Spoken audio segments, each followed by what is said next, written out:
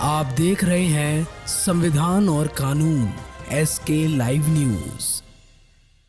बाजीराव कटरा स्थित एक सभागार में डॉक्टर काशी प्रसाद जायसवाल की पुण्यतिथि की पूर्व संध्या पर संगोष्ठी का आयोजन किया गया। मुख्य अतिथि जिलाधिकारी दिव्या मित्तल, मुख्य वक्ता दिल्ली के इंद्रप्रस्थ विश्वविद्यालय के पाठ्यक्रम आपको बता दें समन्वयक सर्वेश त्रिपाठी ने संयुक्त रूप से काशी प्रसाद के चित्र पर माल्यार्पण व पुष्पांजलि भेंट की है। संगोष्ठी को संबोधित करते हुए मुख्य अतिथि जिलाधिकारी दिव्या मित्तल ने कहा कि मिर्जापुर अनूठा जनपद है या सहजता का प्रतीक है। आपको बता दें सबको अपना बना लेना या खूबी देश के किसी और जनपद में नहीं है। इन एक बरस में एक अधिकारी के रूप में नहीं, यहाँ की बेटी बनकर जो काम करने का अवसर मुझे मिला वह जीवन पर्यंत नहीं भूल पाऊंगी। देवी के आशीर्वाद से संचित यह जनपद जरूर काशी प्रयाग के बीच है, लेकिन यहाँ की बेबसी नहीं बल्कि गर्व है। गोष्ठी के मुख्य वक्ता गुरु गोविंद सिंह, इंद्रप्रस्थ विश्वविद्यालय के पाठ्यक्रम समन्वयक डॉक्टर सर्वेश दत्त त्रिपाठी ने कहा कि महान विचारक, लेखक और अर्थशास्त्री डॉक्टर काशी प्रसाद का जन्म 27 नवंबर 1881 को उत्तर प्रदेश के मिर्जापुर में एक धनी व्यापारी परिवार में हुआ था। डॉक्टर काशी प्रसाद जायसवाल मिर्जापुर के प्रसिद्ध रईस साव महादेव प्रसाद जायसवाल के पुत्र हैं। संगोष्ठी की अध्यक्षता करते हुए वरिष्ठ नागरिक संगोष्ठी संगठन के अध्यक्ष अरुण कुमार मिश्रा ने कहा कि काशी प्रसाद ने हिंदी भाषा और साहित्य तथा प्राचीन भारत के इतिहास और संस्कृति पर तकरीबन 200 मौलिक लेख लिखे थे। संचालन कर रहे कार्यक्रम संयोजक व महामंत्री शैलेंद्र अग्रहरी ने कहा कि डॉक्टर काशी प्रसाद जायसवाल विद्युत परिषद की मांग है कि डॉक्टर काशी प्रसाद जी की मूर्ति शहर के किसी चौराहे पर लगाई जाए। जानती थी, मगर आज आप लोगों के से सुनने के बाद मुझे भी इच्छा हो रही है कि मैं जाके उनको पढ़ूँ या ये सारी जो बातें आपने कही उनके बारे में चर्चा करूँ। जहाँ तक संस्कृति की बात है, आप लोग शायद जानते हैं नहीं जानते, जो हमारा काशी विश्वनाथ मंदिर है उसमें जो भोग चढ़ता है चावल का, को पता है वो चावल कहाँ से जाता है? सारे लोग नहीं जानते होंगे आप में से। एक ककरही गांव है हमारे जमालपुर ब्लॉक में, वहाँ पे वो चावल उगता, वहाँ से हर बार वो भोग के लिए जाता है काशी विश्वनाथ मंदिर। तो जो हमारा जो ये जनपद है तो सीधा बाबा की नगरी से जुड़ा हुआ है। तो अब हमें ये नहीं सोचना कि बाबा की नगरी का बाबा का नाम होगा तो क्या माता पीछे छूट सकती है? ऐसा संभव ही नहीं है। हमारे हाथ में है। एक दो तरीके होते हैं, हम किसी और के ऊपर अपनी एक जिम्मेदारी डाल दें कि भाई ये है और इस वजह से और उस वजह से, या हम कहें नहीं मेरी जिम्मेदारी है, जिलाधिकारी के रूप में मेरी जिम्मेदारी है, उद्यमी के रूप में आपकी जिम्मेदारी है, साहित्यकार के रूप में आपकी जिम्मेदारी है और आम जनता के रूप में आपकी जिम्मेदारी है। हम सबकी अब साझी जिम्मेदारी है।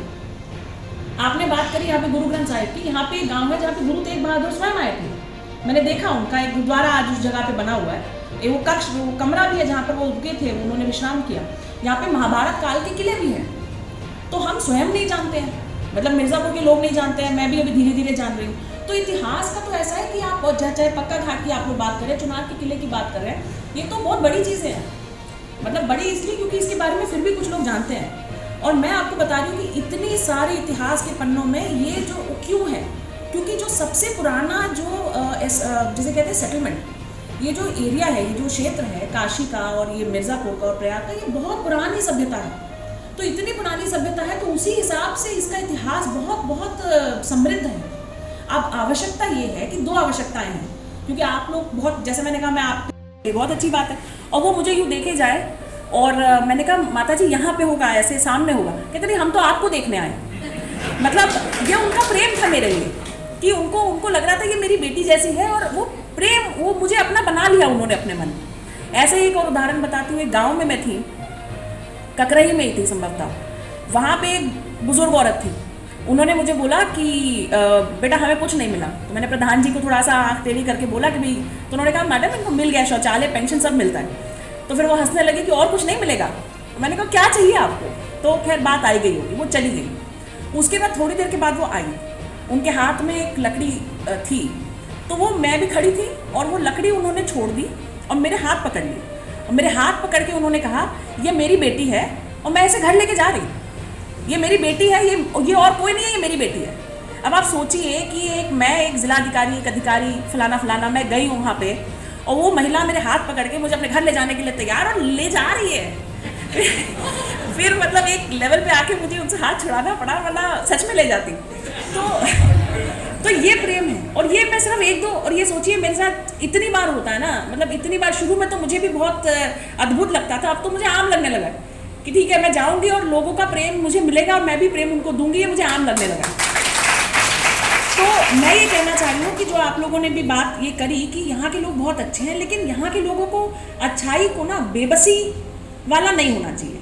कि हम बेबस हैं, हमारा कुछ नहीं हो सकता, उससे मुझे आपत्ति है।